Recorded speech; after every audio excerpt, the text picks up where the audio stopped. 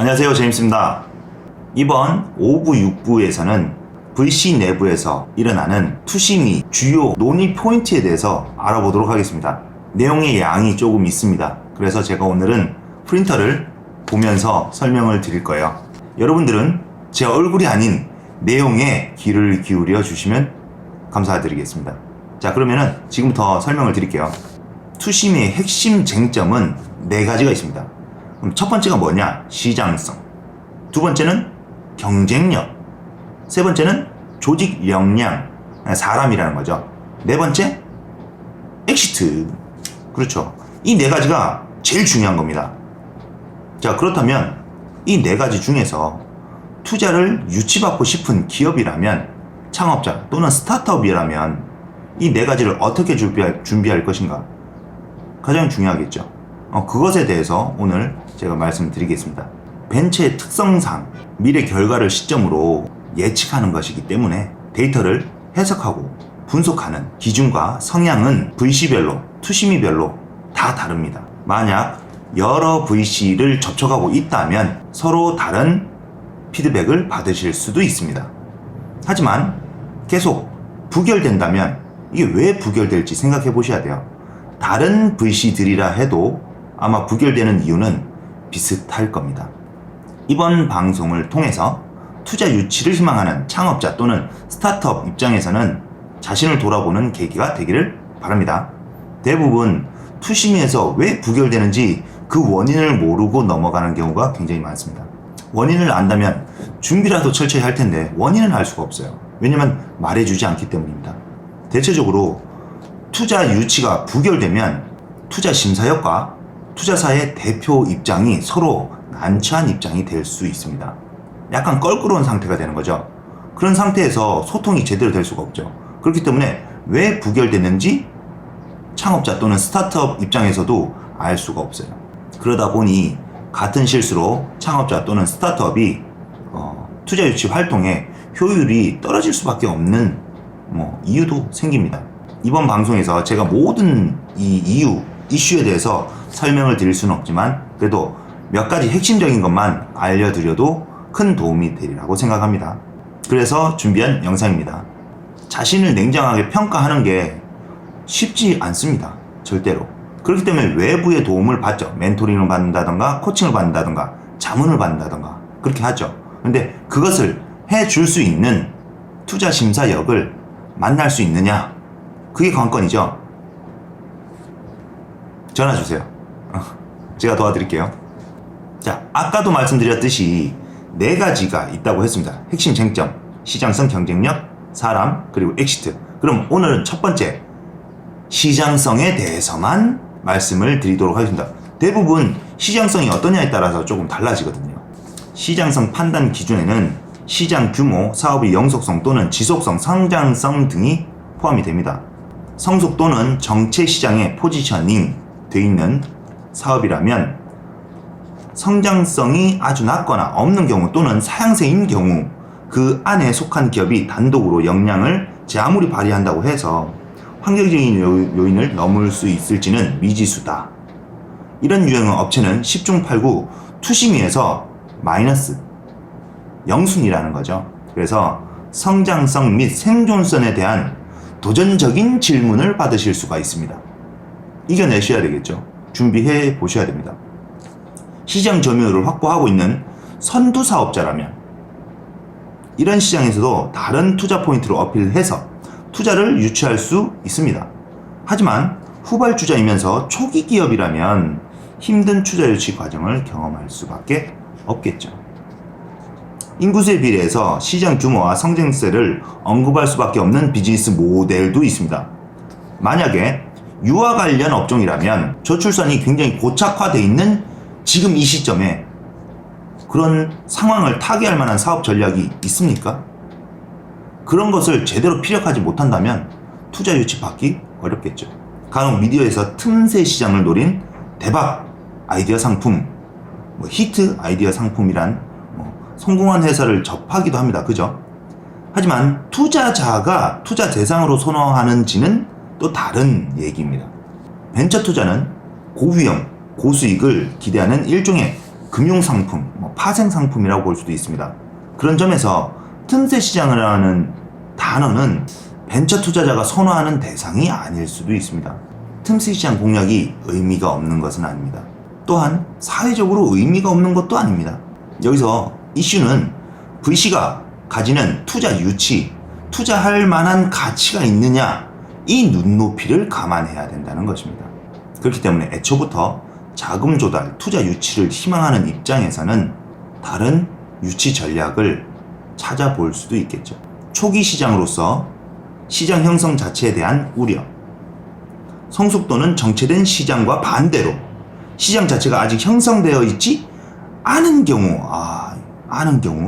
각 심사역의 관점 차이 때문에 투심위에서 시각 편차가 큰 게 일반적이다. 벤처 투자의 속성상 이머징, 신흥 시장이라는 거죠. 이머징 아이템에 선제적으로 투자는 VC에게는 일반적인 게 아닙니다. 이런 것은 일반적이지 않아요. 하지만 경험적 통계적으로 모든 이머징 아이템이 이머징입니다. 그죠? 그리고 모든 기업이 성장세로 올라서는 것도 아닙니다.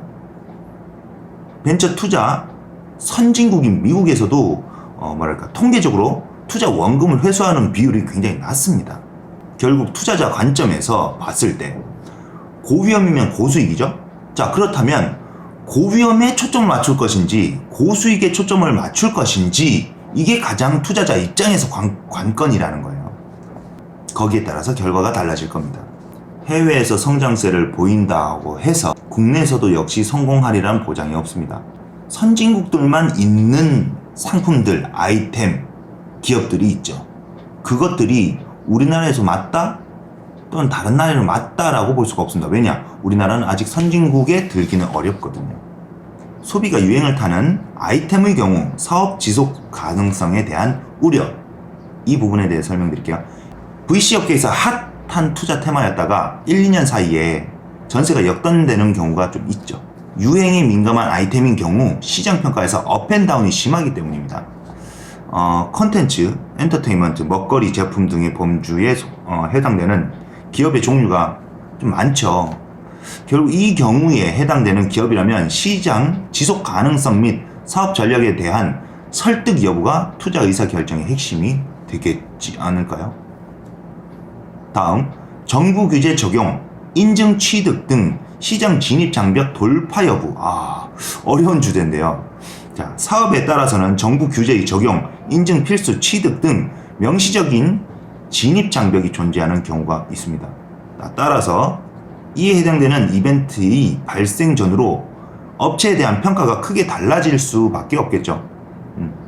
명시적인 조건은 없더라도 생태계 내에 속하는 진입 장벽, 산업도 분명히 존재합니다. 정부와 연결된 기업들은 굉장히 중요하죠. 인증, 허가 굉장히 중요하죠. 조달청 굉장히 중요하죠. 그런 인증을 못 따면 또는 녹색 인증 맞죠? NLP 이런 거, 신성장 아니 신제품 이런 거 있잖아요. 이런 인증들이 필요한 경우가 있어요. 근데 그게 없으면 우선순위에서 배제됩니다.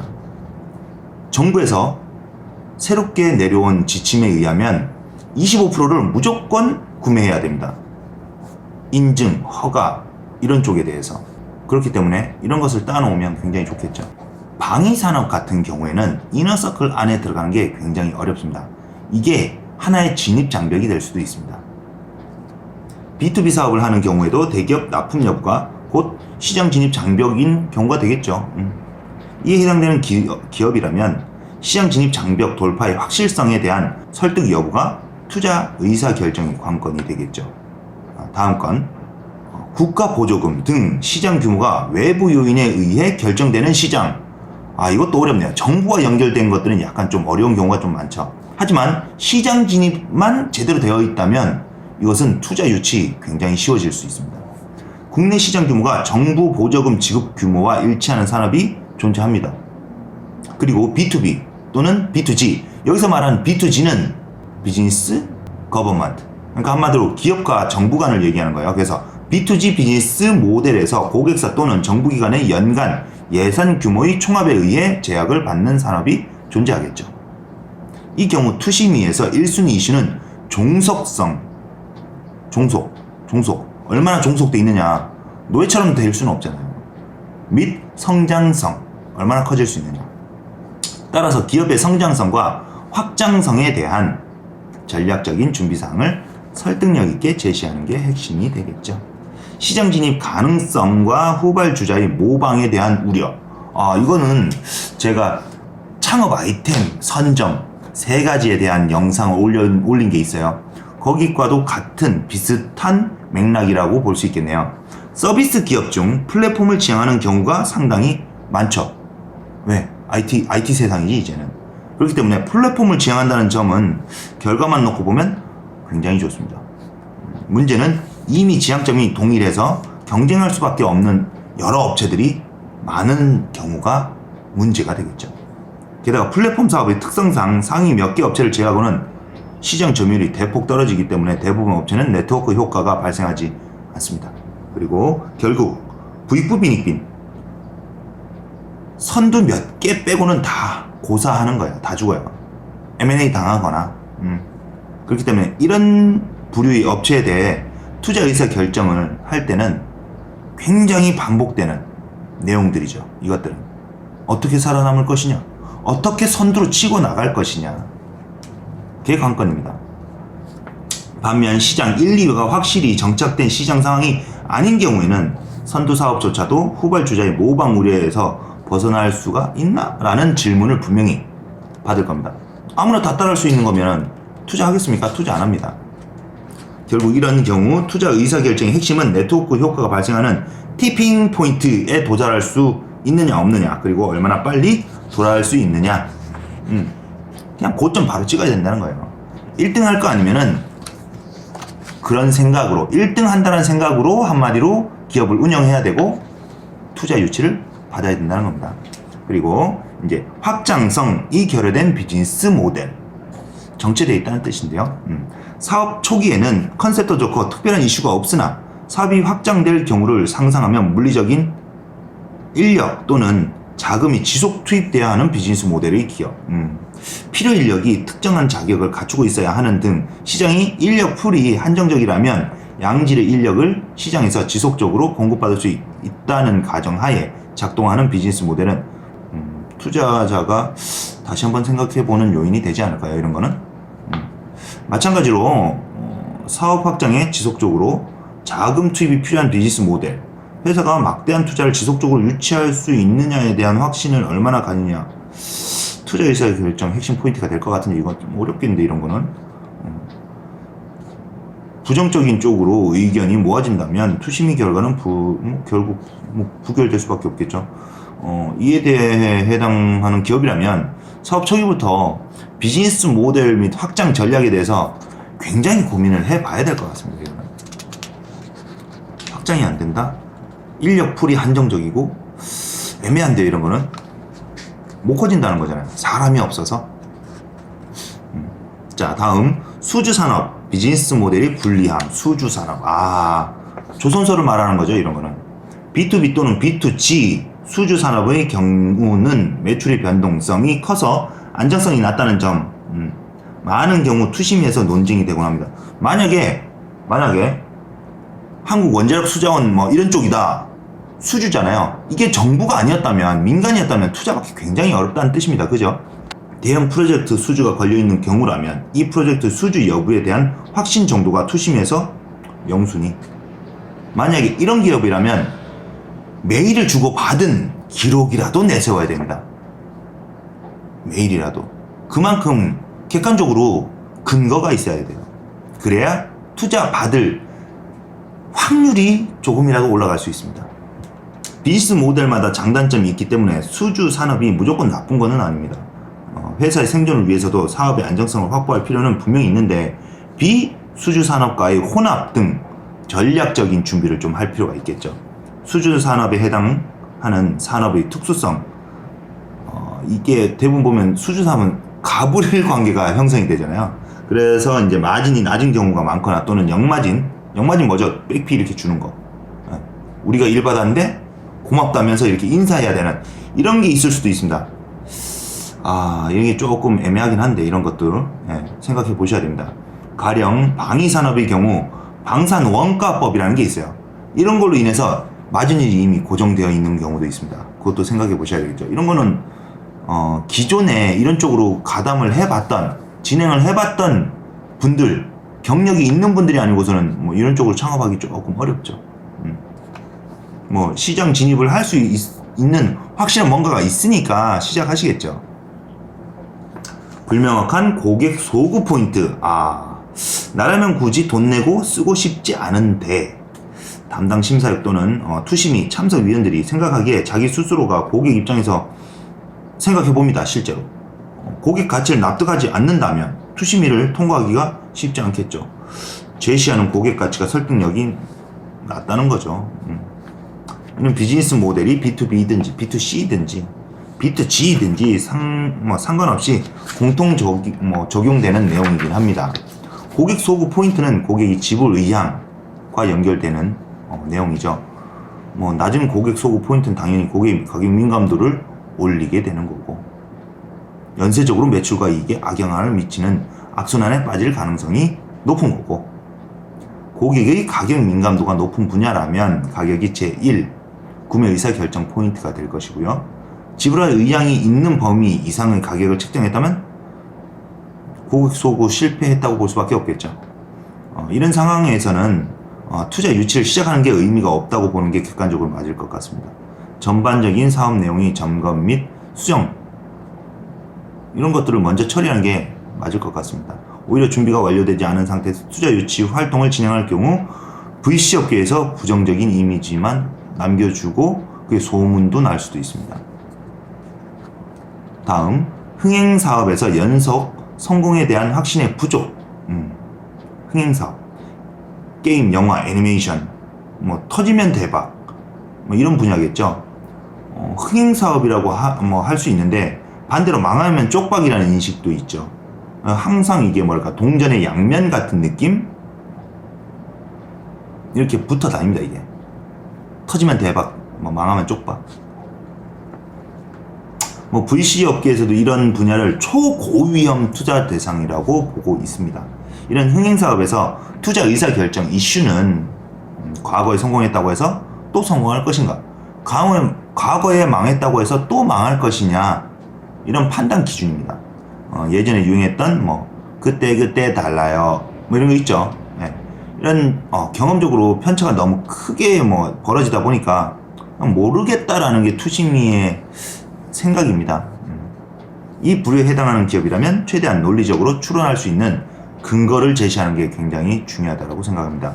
VC 중에서도 일부가 흥행사업에 투자를 합니다. 그렇기 때문에 창업자 스타트업을 컨택할 대상을 좀 더 좁힐 필요가 있습니다. 수익 모델 적용의 부적절. 시장에서 이미 검증된 수익 모델, 즉 돈 버는 방법이 존재하죠. 제품 판매 모델, 서비스 요금 모델, 서브스크립션, 정기 결제라는 뜻이에요. 종량 과금, 정액 과금, 광고 모델, 거래 수수료 모델, 보조금, 이런 것들이 있습니다. 사실 비즈니스 종류가 다양하지만 거기에 적용되어 있는 수익 모델별로 분류하면 수익 모델 그 자체는 그렇게 다양한 편이 아닌 경우가 흔합니다. 투심에서 이슈가 되는 경우는 우리가 이미 익숙한 비즈니스와 수익 모델 간의 일반적인 매칭 관계가 있는데, 이를 벗어나는 수익 모델을 제시하는 경우 설득력이 굉장히 낮아진다는 점. 가령 구글이 검색 서비스에서 광고 수익을 배제하고 내일부터 검색 속도를 높이기 위해서 광고 없는 종량 과금, 매달 돈 내라 라고 한다면 소비자 입장에서 그게 납득이 되겠습니까? 안 되겠죠. 누가 쓰겠습니까? 안 쓸 경우가 높아요.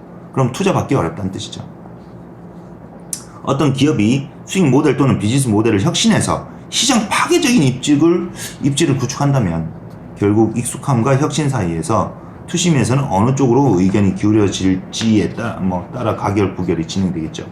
수익 모델 그 자체에는 의견이 없더라도 가격 정책이 부적절하면 이 또한 투심의 주요 논의 포인트가 되겠습니다. 투심위원들이 이 가격에 소비자가 이걸 쓸까라는 의심이 들면 일단은 매끄럽게 진행되기가 쉽지 않을 것이라고 봅니다. 광고 수익 모델은 너무나 많은 업체들이 제시하는 수익 모델이죠. 광고 수익 모델이 기대만큼 작동하려면 해당 플랫폼이 반드시 광고 채널로서 매력도가 있어야 되고, 당연히 매력도에 따라서 단가가 결정이 되겠죠. 광고 채널 매력도를 어떻게 높일지에 대한 구체적인 개연성 있는 설득 없이 막연한 기대에 대한 투자 유치는 성공하기 어렵습니다. 서비스 또는 컨텐츠 또는 플랫폼이 본질적으로 매력이 있어야 하는 게 기본이겠죠. 광고 채널의 매력 위해서는 1인당 서비스 사용 건수, 트래픽이죠. 트래픽. 누군가가 뭔가 인터넷에 들어와서 하는 것 자체가 전부 다 트래픽이에요. 이런 서비스 체류 기간이, 체류 시간이라고 하죠. 이 긴 특성 중 최소한 한 가지는 확실히 어필할 수 있어야 됩니다. 그러면 기획 단계에서부터 이게 확실한지 창업자 또는 스타트업 입장에서 고민을 정말 많이 해봐야 됩니다. 그리고 고민을 많이 했다라는 게 투자자 입장에서 딱 보면 보여요. 고민하고 준비해서 투자 유치를 받으시기 바랍니다. 막연한 해외 진출 계획. 국내 시장이 작다고 말하는 분들이 있습니다. 또는 작지 않다라고 말하는 분들도 있어요. 투자 유치를 준비하는 창업자 스타트업이 알아야 될 부분이 있습니다. 막연하게 중국 또는 해외에 진출하겠다라는 언급만으로도 투자 유치를 못 받을 수 있습니다. 근거가 있어야 돼요. 많은 업체를 검토하면서 국내 검증되지 않은 업체가 밖에서 잘할 수 있겠습니까? 안에서 새는 바가지 밖에서도 된다라는 말이 있듯이, 국내에서 안 되는 기업은 해외에서도 안 될 확률이 높습니다. 또는 대부분 수출 제품이 주력이라면 뭐 그럴 수는 있어요. 그게 아니라면 국내에서도 안 되는데 해외에서 무조건 진출하겠다? 답이 없을 수도 있습니다. 뭐 연관고리가 있어야 돼요. 연관된 게 있어야 돼요. 연계된 것도 없고 근거도 없고 그냥 그렇게 해보겠다. 그건 누가 믿어줄까요? 본인 같으면 투자해보겠습니까? 그런 곳에? 안 하겠죠. 투심이가 닥쳐서 수정할 수 있는 성질도 뭐 그런 거 아니겠죠. 그건 직접 해야 됩니다. 임기응변적으로 갑자기 막 이렇게 질문에 대한 답변이 나온다면 정체성이 모호하다는 뜻이겠죠. VC가 봤을 때, 투자자가 봤을 때 굉장히 악영향을 미칩니다. 자, 다음 6부에서는 차별성, 경쟁력이죠. 그리고 사람, 조직 역량이잖아요. 그리고 엑시트, 어떻게 회수될 것이냐. 요 세 가지에 대한 이슈에 대해서 또 알아보도록 하겠습니다. 자, 오늘 양이 좀 많은데요. 다음 6부도 양이 조금 있을 것 같아서 일단은 미리 준비는 해놨습니다. 제가 외워서 할 수 있는 거, 공부는 열심히 하지만 뭐랄까 이런 것들을 다 외울 수는 없어요. 그래서 정확히 알려드리기 위해서 제가 이런 프린트물들을 가지고 해드리는 거니까 목소리만 듣고 여러 번 반복해서 듣고 공부하세요. 그게 더 좋을 수도 있겠죠. 예. 자, 그러면은 좋아요, 구독 눌러주시고요. 저는 다음 영상에서 찾아뵙도록 하겠습니다. 안녕히 계세요.